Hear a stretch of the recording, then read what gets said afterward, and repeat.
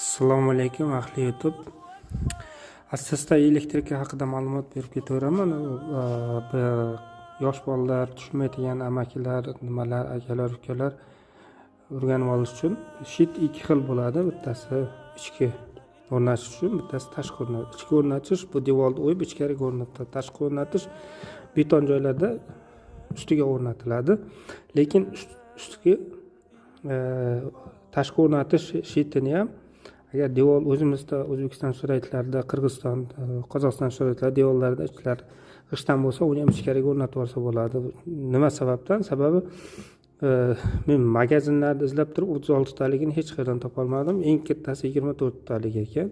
Menga 36 talik, 54 taliklar kerak edi. Majbur bo'ldim 36 ta tashqi olishga, ichkisini topa olmadim. Endi menga buni tashqi o'rnatib qo'ysam, mana bunday tashqariga chiqib turadi, unchalik qo'pol ko'rinadi. Shuning uchun buni ikkiga bo'lib olasiz.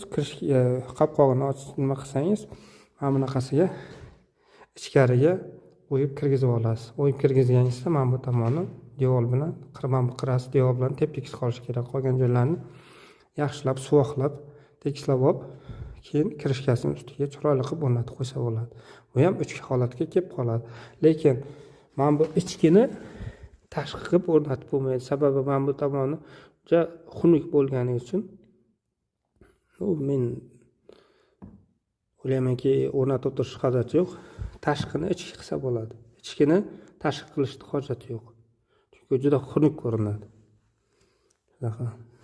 Keyingi nimalarimizda, videolarimizda qanaqa qilib turib montaj qilishni, qanaqa qilib turib shet terishni hammasini sizga ko'rsatib boraman. Shu o'zimizning xalqda ichida ham elektrikani, santexnikani qurilishni tushunadigan soni ko'paysin, chekkaga chiqqanda qiynalmasin degan maqsadda sizlardan iltimos YouTube'da shunaqa algoritm bor.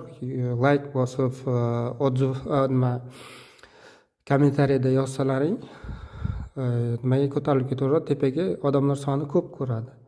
Shunga iltimos qilamizki, biror narsa deb yozib yoki like qo'yib qo'ysalaring, shuni o'zi yetarli. Katta rahmat. Sog' bo'ling.